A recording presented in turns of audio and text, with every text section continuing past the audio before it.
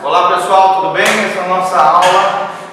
Nós estamos fazendo o módulo número 1, chamado Introdução à Bíblia. E hoje nós vamos ver por que os cristãos creem na Bíblia. Principalmente a ênfase hoje, na lição de hoje, é o Antigo Testamento, ok? Antigo Testamento, por que os cristãos creem na Bíblia. Então nós vimos a aula passada, pode passando por ali, e a base do porquê que nós cremos no Antigo Testamento, além dos fatos históricos, arqueológicos, que nós vemos, ao longo de toda a história, a primeira base que os cristãos creem, do porquê os cristãos creem no Antigo Testamento e na Palavra de Deus do Antigo Testamento, é porque o Antigo Testamento foi aprovado por Jesus. Fala comigo, aprovado por Jesus. Ou seja, Jesus autenticou, ele validou o Antigo Testamento como palavra de Deus, inspirada pelo Senhor, escrita por homens de Deus, e é por isso, como nós somos cristãos, pequenos cristos, seguidores de Jesus, discípulos do Senhor Jesus, nós entendemos que porque Cristo cria no Antigo Testamento, e nós vimos que o Antigo Testamento foi escrito em hebraico e pequenas porções em aramaico, exatamente. E depois foi traduzida para a Bíblia do tempo de Jesus em grego chamado koiné. Amém? Koiné significa o quê? Popular. Existiam dois gregos na época de Jesus. O grego quê? Clássico, que era dos grandes, os grandes escritores da Grécia Antiga, os grandes pensadores, Aristóteles, Platão e etc. E os demais, E existia o grego que se falava na língua do povo, o grego popular, chamado de grego koiné. A Bíblia que foi traduzida do hebraico e do aramaico para o grego, nós já vimos isso. Como é que ela se chama? Septuaginta. Fala comigo, Septuaginta. O que é Septuaginta? Porque ela foi escrita por 70 anciãos, eruditos, que traduziram a palavra de Deus para o grego koiné. Essa provavelmente, segundo dizem os estudiosos, é a Bíblia que Jesus lia na sua época. Ele lia provavelmente em grego koiné. Tá bom? Então, por que nós cremos no Antigo Testamento? Porque Jesus aprovou, validou e autenticou o Antigo Testamento. Vamos lá para o texto-chave, então, página 25. Nós estamos vendo aqui tudo ainda acerca dessa validação de Jesus, dessa confirmação de Jesus, acerca da autenticidade do Antigo Testamento e do porquê eu e você cremos no Antigo Testamento. A resposta é porque Jesus também cria e assim o validou, tá? A Bíblia diz em Mateus 5,17: não penseis, Jesus falando aqui, que vim revogar a lei e os profetas. Não vim para revogar, mas vim para cumprir. Porque em verdade vos digo, até que o céu e a terra passem, nem um i ou um tio jamais passará da lei, até que tudo se cumpra. Aquele, pois, que violar um desses mandamentos, posto que dos menores, e assim ensinar aos homens, será considerado mínimo no reino dos céus. Aquele, porém, que os observar e ensinar, esse será considerado grande no reino dos céus. Amém? Então Jesus, ele exalta o Antigo Testamento. Hoje em dia a gente vê muitos liberais cristãos que desprezam o Antigo Testamento. E a Bíblia jamais faz isso. Jesus jamais fez isso. Pelo contrário, Jesus sempre exaltou os escritos, e todos os grandes apóstolos, seguidores de Jesus também, sempre consideraram o Antigo Testamento e o Novo Testamento como toda a palavra bendita do nosso Deus. Amém? Nos dias de hoje existe um grupinho de cristãos, principalmente os liberais, que desprezam o Antigo Testamento. Eles dizem: olha, o Antigo Testamento já era, já se foi, Jesus morreu na cruz, hoje nós vivemos a nova dispensação, a era da igreja, o o que nós precisamos é do Novo Testamento, esqueça o Antigo Testamento. É como se eles rachassem a Bíblia no meio e rasgassem fora, arrancassem um pedaço da palavra de Deus. Querido, isso é muito errado. Amém? Apesar que nós entendemos, é claro, que vivemos um outro tempo, que a revelação de Deus é progressiva, é histórica e progressiva. Nós estamos num novo tempo, numa nova dispensação, na era da graça de Deus. Amém? Quando é que finda a era da graça de Deus? Quem é que sabe? Quando é que marca o fim da era da graça, ou da dispensação da graça? O arrebatamento da igreja. Muito bem, querido. Exatamente. O arrebatamento da igreja é o último, momento histórico desse paralelo, desse parêntese profético chamado era da igreja ou dispensação da graça. Era da igreja ou dispensação da graça é a mesma coisa, tá? São nomes diferentes para o mesmo período, que já está perdurando cerca de 2000 anos. Tá joia? Quando é que começou a era da igreja? Em Atos capítulo 2, o início da igreja cristã, igreja primitiva. Olha a palavra que o pastor Giovanni pregou no domingo, se lembra? Com a descida do Espírito Santo de Deus, ali no Pentecostes, inicia-se essa dispensação da graça, essa era da igreja, e até então nós estamos inseridos, estamos dentro dessa era, estamos dentro desse tempo profético. Amém? Então aqui deixa bem claro, Mateus 5, 17 e 19, que Jesus não veio para desfazer o Antigo Testamento, para desfazer a lei e os profetas. Pelo contrário, ele veio validar, ele veio autenticar.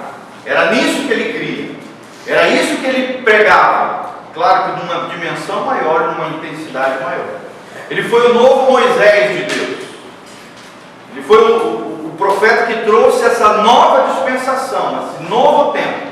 Da mesma maneira que no Antigo Testamento houve um legislador, o profeta Moisés, e através da Torá, dos 5 primeiros livros da Bíblia, que se chama Pentateuco, ali se estabeleceu a lei mosaica, e dela se perpetuou até o tempo de Jesus. Pode pegar aqui, isso. Vamos lá no fundo também tem. E então é bem interessante isso, amados. Deus levanta um novo profeta, um profeta maior do que Moisés. Sim ou não, gente? Jesus foi maior que Moisés? Sim ou não? Sim, ele veio trazer a nova lei, a nova dispensação, a era da igreja, a era da graça. Para mim e para você, ele foi esse novo legislador que levou a lei e os profetas e a palavra de Deus numa dimensão muito mais profunda.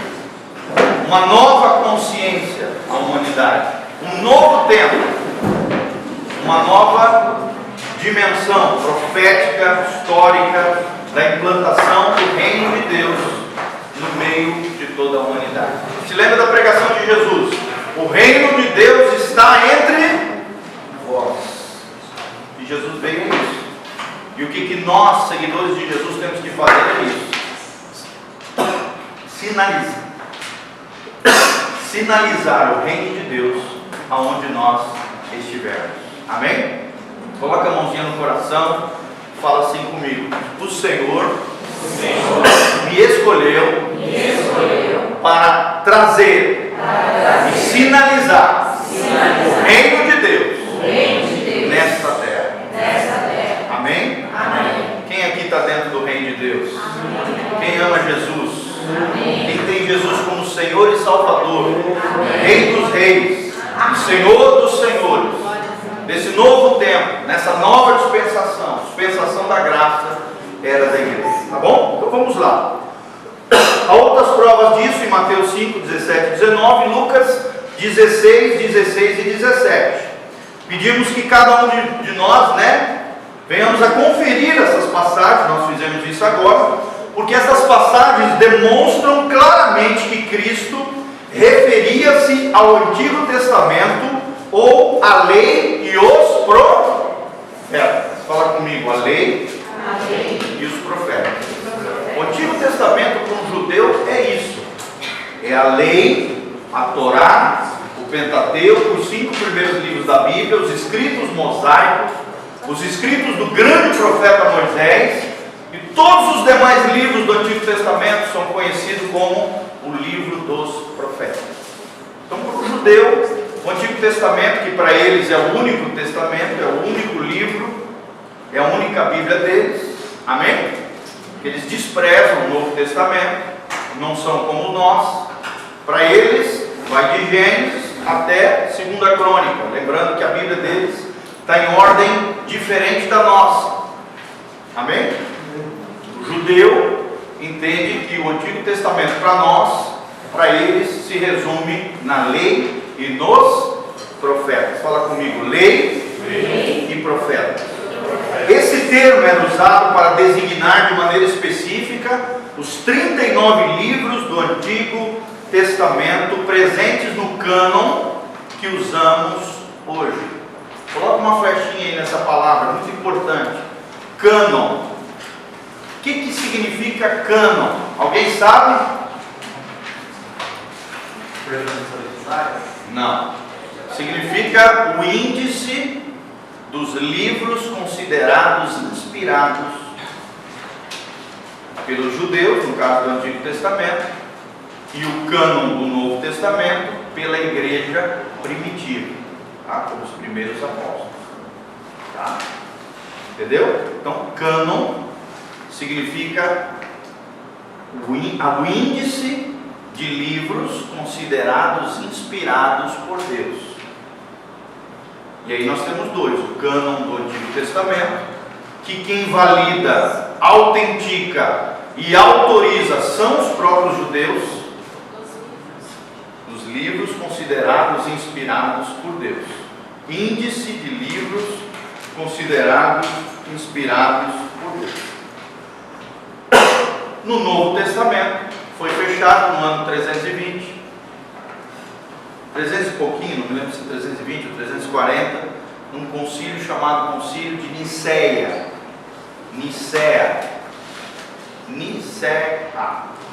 que era uma cidade lá na região ali da atual Turquia, né? Antiga Grécia. Os apóstolos se reuniram e fecharam o índice de livros considerados inspirados por todas as igrejas. Amém? Glória a Deus. Estão entendendo? Então vamos lá. Esse compêndio, né, esse conjunto chamado de lei, é reconhecido como perfeito em todo o seu registro. Fala comigo, a lei é perfeita em todo o seu registro. A declaração, até aí, a declaração mais estupenda em relação ao Antigo Testamento é a seguinte: e é mais fácil passar o céu e a terra do que cair um tio sequer da lei. É o que Jesus falou em Lucas 16, 17. Então aqui nós vemos Jesus validando a lei e validando os profetas, validando o Antigo Testamento como 39 livros considerados inspirados por Deus. E não só Jesus fez isso, gente. Jesus, os apóstolos, todos os escritos do Antigo Testamento, nós vemos várias porções do Antigo Testamento nos revelando e nos mostrando que os primeiros cristãos, a igreja primitiva, além de Jesus, os apóstolos e os seus discípulos diretos também criam que o Antigo Testamento também era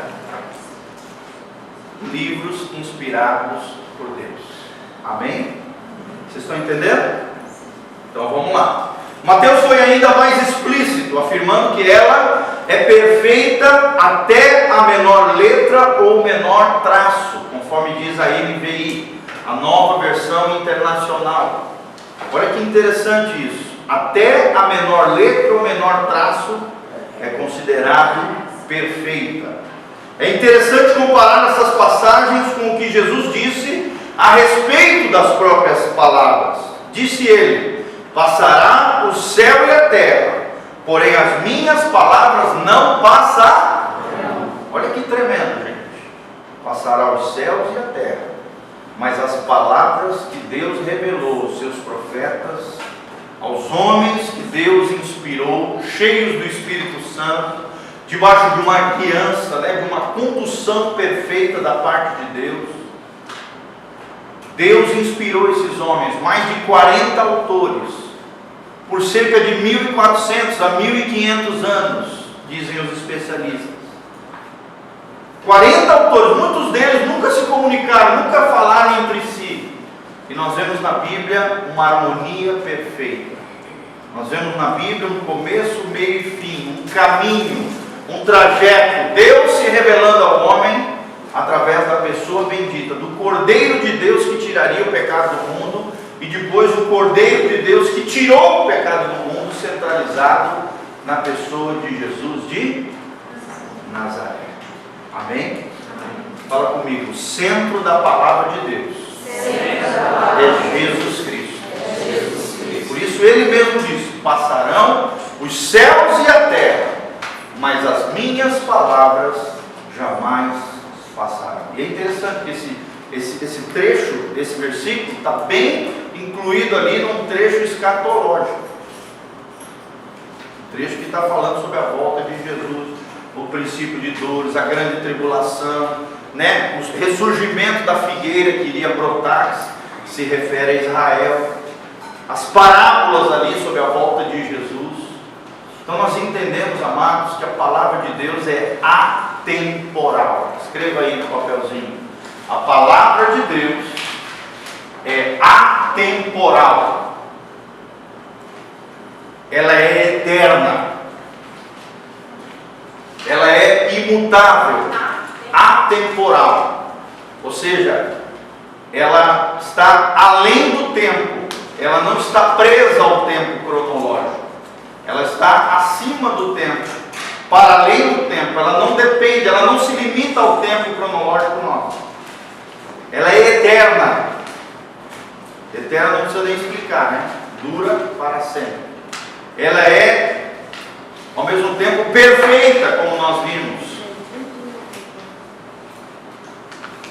Nós vimos também na lição anterior, ela é infalível, ela é imutável, não muda. Passarão os céus e a terra, mas as minhas palavras jamais passarão. Se Deus falou, quer você acredite ou não, quer você creia ou não, vai acontecer. Amém? Amém. Vai se realizar. Porque Deus, diz a palavra de Deus, nos profetas maiores, vela sobre a sua palavra. Ele vela, ele cuida, ele zela pela sua palavra. E tudo aquilo que ele falou, meu irmão, quer você creia ou não, graças a Deus nós somos daqueles que creem. Amém? Amém. Por isso você está aqui para aprender. Deus vela pela sua palavra. Se Deus prometeu, se é uma promessa de Deus, ela vai se cumprir. Porque ela é eterna, ela é atemporal, ela é infalível, ela é inerrante, ela é inspirada, ela é perfeita, ela é imutável. Todos esses conceitos se referem à palavra de Deus. Amém? Glória a Deus. Vamos continuar. Notemos que Jesus, aqui nesse trecho de Mateus e de Lucas, não se referia à preservação do meio em que seriam registrados, pois muitos dos documentos originais já se deterioraram, ou seja, eram cópias, pelos copistas, pelos escribas. Ele falava da verdade, do poder eternos presentes na palavra. Fala comigo. Verdade, e poder presentes na palavra. Vocês acham que a palavra de Deus é verdade? Sim ou não, gente? Ela é a verdade. João diz assim: santifica-os na tua verdade, a tua palavra é a verdade. João, se eu não me engano, capítulo 11, eu não sei de cor, tá? Eu só memorizei o versículo, mas no final eu posso procurar e falar para ti. Se eu não me engano é João 11, João, Evangelho de João, capítulo 11, mas depois eu procuro, eu não sei a referência de cor, só memorizei o versículo, tá bom? Vamos lá. Algumas pessoas fazem a objeção à afirmação presente em Mateus 5,17. Vamos ver o que diz Mateus 5,17. Abra lá comigo. Mateus 5:17. É aquela que nós já lemos aqui, né? Não penseis que vim revogar a lei e os profetas. Não vim para revogar, eu vim para cumprir. Tanto é que Gálatas menciona que Jesus cumpriu fielmente toda a lei. Aquilo que nós não conseguimos cumprir na lei, Jesus cumpriu fielmente por nós. Amém? Então nós estaríamos lascados, estaríamos perdidos. Ele é a plenitude de toda a lei. Ele cumpriu aquilo que nós não damos conta de cumprir. E através dele, da salvação, por ele, mediante a fé, nós temos pela graça de Deus a salvação eterna, mediante a fé que nós temos em Cristo Jesus, o nosso Senhor. Amém? Então nós vemos aqui, a respeito disso, é suficiente afirmar que tal fato, não ocorreu. Aqui, dizendo, como se Jesus estivesse contradizendo as Escrituras. Não, pelo contrário, Jesus, ele valida as Escrituras, ele valida a lei e os profetas. Então, de maneira nenhuma, Jesus contradiz o Antigo Testamento, mas sim, nós vemos, que essa interpretação tradicional foi transmitida pelos escribas. Amém? No versículo 43, por exemplo, lemos: ouvistes o que foi dito, amarás o teu próximo e odiarás o teu inimigo. Está aqui, versículo 43 de Mateus 5. Apenas a primeira parte dessa citação se encontra lá em Levíticos 19:18. É o que consta no Antigo Testamento, na Torá, no Pentateuco. O trecho seguinte não está presente nas Escrituras. Jesus contradisse esse acréscimo feito pelos fariseus, ele corrige ali. Em versículos semelhantes podemos demonstrar que Jesus não contrariou o Antigo Testamento em si, pelo contrário, ele apenas criticava os acréscimos feitos pelos homens, principalmente pela tradição. O problema na época de Jesus é que os homens, eles davam mais valor à tradição rabínica, à tradição dos eruditos da palavra de Deus, do que a própria palavra de Deus. E Jesus disse: não, peraí, não é assim. A palavra de Deus tem que ter supremacia, autoridade absoluta. Então ele criticava esses acréscimos que já estavam acontecendo no seu tempo. Quem é que acrescentava isso? Eram muitos dos escribas, que eram influenciados por essa tradição rabínica e que acrescentavam a Torá, ao Pentateuco, aos 5 primeiros livros da Bíblia. E Jesus percebia essas malandragens e criticava, puxava a orelha, trazia de volta a essência da verdade e do poder da palavra de Deus. Amém? Os erros de tradução e as deturpações feitas pelos escribas, é o que nós estamos falando. Jesus honrava o Antigo Testamento como a genuína palavra de Deus. Fala comigo: Jesus honrava o Antigo Testamento como genuína palavra de Deus. E se Jesus cria no Antigo Testamento, amados, será que nós temos que crer também? Sim ou não? Quem é a maior autoridade para nós dentro do cristianismo? O maior modelo, o maior exemplo, quem nós temos que seguir? Jesus de Nazaré. Então, se Jesus, por que os cristãos creem no Antigo Testamento e na palavra de Deus? Porque Jesus assim o fazia. Amém? A atitude de Jesus com relação ao Antigo Testamento também é clara em muitas referências genéricas. Ele citou as Escrituras para expulsar Satanás, por exemplo, em Mateus 4:4, 7 e 10. Nós vemos aqui, na tentação de Jesus, Satanás tentando fazer uma pegadinha com Jesus, mas Jesus, conhecendo as Escrituras, rebatia como? Com a própria palavra de Deus. Amém? Por isso nós temos que estar cheios da palavra de Deus, irmão. Porque Satanás é tão malandro, é tão sem vergonha, que às vezes ele vai querer usar a própria Bíblia, usar a própria palavra de Deus de maneira enganosa, pervertida, corrompida, para tentar nos enganar.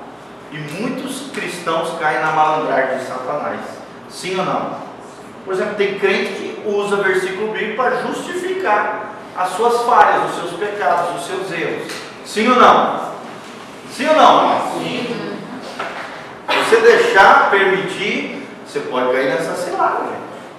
Usar até uma desculpa esfarrapada, uma justificativa, que parece ser nobre, que parece ser espiritual, é o que a Bíblia chama de sofisma, uma mentira com aparência de verdade, usando até trechos bíblicos, mas que está baseado em grande engano satânico. Jesus percebeu essa malandragem em Mateus 4 e rebate Satanás com a própria palavra de Deus. Amém? Deu início ao seu ministério em Cafarnaum, ao ler Isaías na sinagoga, né? Nós vemos ali em Lucas 4, 16 a 19, ele declarou ali, a congregação estava reunida: hoje se cumpriu a escritura que acabais de ouvir. Que é aquele trecho de Isaías lindo que fala que o Espírito do Senhor está sobre mim. Vocês se lembram disso? Desse trecho? E ele fala, ó, hoje se cumpriu a escritura que acabais de ouvir. Por quê? Porque Jesus é a personificação daquele trecho. Ele veio para curar as pessoas, né? Curar os quebrantados de coração, sarar os feridos, tudo aquilo que diz ali em Isaías, que está aqui em Lucas 4, nós vemos que Jesus cumpriu fielmente tudo isso. Então ele disse também aos saduceus que esses estavam errados, né? Erravam por não conhecer as Escrituras, nem o poder de Deus. Fala comigo, errais por não conhecer as Escrituras, nem o poder de Deus. Então nós temos que conhecer essas duas coisas, gente: o poder de Deus, mas também as sagradas Escrituras. Amém? Glória a Deus. Vamos lá.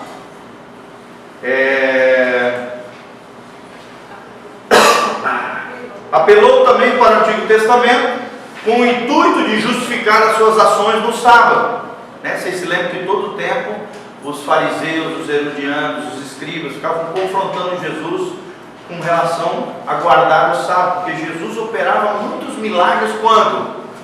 No sábado, quando ele estava na sinagoga, Jesus ia lá e operava milagres extraordinários. Eles ficavam horrorizados com aquilo, porque o sábado era um dia que não podia se trabalhar.